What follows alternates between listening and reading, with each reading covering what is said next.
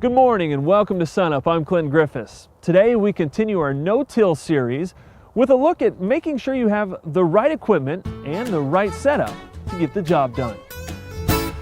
Randy, I guess one of the most important things that producers can do is make sure that their planter is set up correctly. And there's some basic tips that you can provide for them. Well, certainly once we park the planter, in a lot of cases, we've done a lot that we're going to do for that crop. You know, if we do a poor job planting, we may get a chance to do it again on the same field. And so we want to do as good a job as possible. With a row crop planter, one of the first things you want to think about is having the toolbar level. And so we carry a little torpedo level in the tractor, but usually once we get it set, you're all right. You know, we've got a mounted planter here, but the same thing goes for any pull type planters, is that if you get this toolbar operating level, then the rest of the row unit that works behind it is also operating level, and that's where you want it. It all kind of works together. Now, are there big differences in what we're going to see with a no-till planter versus a regular till planter?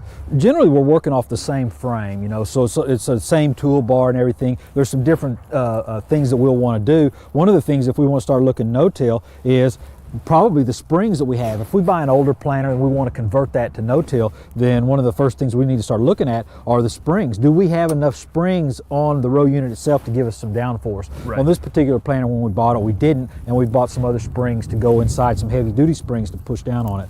The way to know whether you have enough springs is you pull into your field, and once you've got the planter in the ground, if your gauge wheel is in solid contact with the ground, you should not be able to turn it. Like I'm doing. So right now we probably don't have enough downforce on this particular row unit as we're sitting here. So we want to make sure we've got that. But you also don't want to take all of the downforce and put it on here and then lift your drive wheel off the ground either. That's true. Because you're going to start missing some seed if you do that. So that's the thing. And if that's the case, if you get downforce on the row unit and you're not getting good solid contact with your drive wheel, you need more weight. And one of the things that we've done, at least with our toolbar on this planter, is we filled this toolbar with a lot of weight. And so that gives us a little weight. Some old suitcase weights or something like that can help out as well too. And so, because the thing, and you want to do it when your seed boxes are empty. Now naturally, you put a couple bags of seed in here, you got a lot of weight that's also going to push down on that row unit.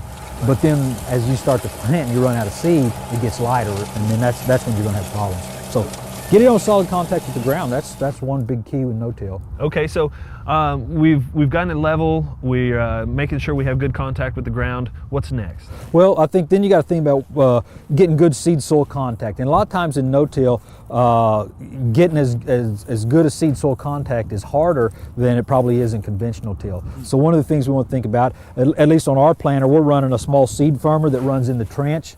And so it slides on top of the seed and kind of forces it into the bottom of the trench. There's different models you can get for those, but we find those to be good. You could do different things with your closing wheels on the back. You know, we've got a standard setup on this planter. There's a lot of planters are going to be kind of standard with that V type. One of the things that we've done is we've started looking at some different types of wheels where we might have one of these type spike wheels here, and running that in conjunction with a standard wheel. And in some sunflower tests that we ran this year, some no-till sunflower into wheat stubble, that wheel looked really good for us, this combination. And so, and what is the spike wheel going to do for you in the soil? Well, a lot of times in our no-till, if you look at this, it's kind of poking at the side here, and a lot of times in no-till, especially fields that have been in no-till for a while, it can be kind of dry on the surface where you can go, but then maybe a half inch or 3/4 of an inch down, you can have really, really wet soil. And so you're still able to drive across it, but it might still be a little bit too wet to plant. And the opener discs on the planter will actually smear the sidewalls, and it makes it hard for roots to grow through those. Because it kind of compacts it. Yeah, it kind of compacts that sidewall a little bit, and so all your roots are growing down the trench. What a wheel like this is going to do is it's going to kind of fracture that sidewall a little bit, and then allow those roots to grow. Now, you know, we're running this wheel on the side here. You can run, you can run two of them if you want and break both sides. But we're kind of feeling like right now, at least for us, this the standard wheel is kind of giving us a little bit of support and not letting it go in too far, not being too aggressive in some of the fields that we've been in. Okay. So you have your back wheels kind of fixed up. What's happening on the front as you're going through? We want to take a look at what you guys are doing there? Yeah, basically on the front side, right now, what you can have is you got two choices if you're going to plant into residue. You're either going to have to move it out of the way, or you've got to cut through it. In a lot of cases, if you've got good opener discs, and these still have a pretty good bevel on those, if those opener discs are in good shape, you can run, and if the residue's in good shape, you can run just with that unit itself, and it will cut through the residue. Right. What you don't want to do is you don't want to take some residue, you know, and instead of cut it, just push it down into the slot, because you're not cutting it. Because now, if you just shove this down into the slot and hairpin it, you're going to have a lot. It's going to be a lot harder to get good seed soil contact. Right. And so that's what you don't want to do. You want to either move it out of the way, or cut it. Okay. And there's different ways to cut it. You could cut it with the opener discs if in fact those are in good condition. And as well, if you're going to go no-till, they should be. This is one of the things, the cost of a set of opener discs on a planter versus the cost of a poor stand is pretty insignificant. So so you want to make sure those opener discs are in as good a shape as possible.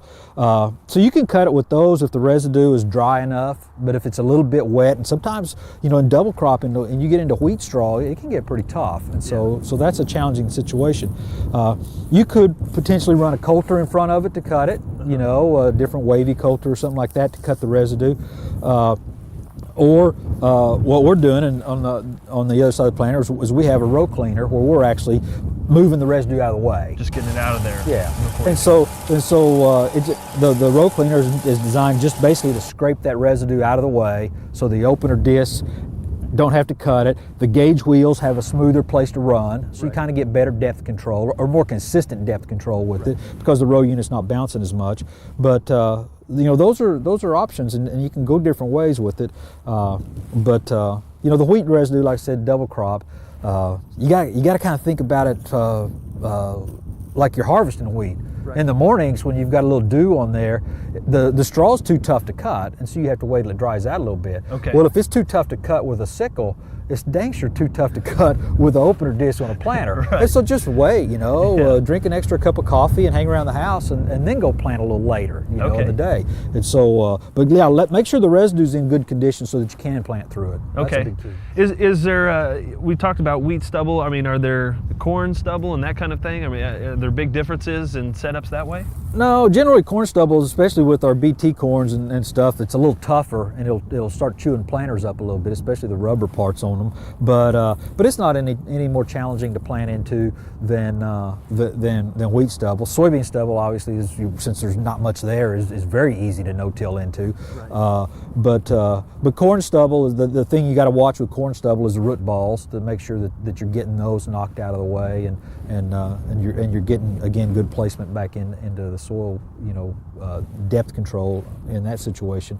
But I think probably to me, one of the toughest things to plant into is double crop into wheat stubble. Okay. Just because that residue's fresh, and you know, if we're no-tilling soybeans into corn stubble or milo or something like that, well, that residue's, you know, it's already gone through a few months in winter, and it's had a chance to start to decompose some. Sure. And so that's better. But that double crop into wheat stubble, you're right back into it. It's not been that long since the plant was growing, you know, so it can be a little tougher. But you know, wait a little bit. Yeah, let it dry out. Catch it later in the day, and I think it'll be okay. Okay. Anything that we need to know on putting the seeds through and setting those seed distribution?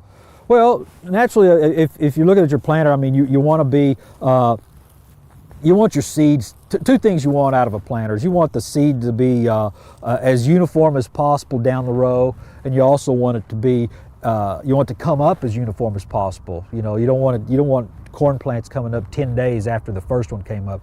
And so the big thing there is seed soil contact. So if you're getting good seed soil contact, and you're getting it at the right consistent depth, then you're going to be in good shape there. The seed firmers that we're running, work that we've done in the past would say that we'll get more uniform spacing with them. So they are helping us with that spacing down the row. They're relatively inexpensive, you know, for what you're going to get out of them.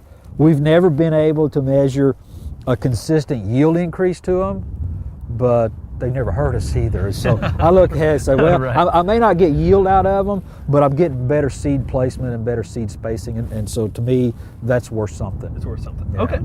Well, so I guess kind of to wrap it up, that, you know, if you have the right tools at no-till, working no-till over a field, it's pretty pretty cut and dry. I think the big key is to pay attention to adjustment. You know, pay attention, make sure you've got the right attachments that you want, and pay attention to adjustment. And if you do that, it's a little more critical than I think it is in a clean tail environment, but certainly is not unachievable. Definitely. Well, thanks, Randy. Appreciate it. You bet. All right.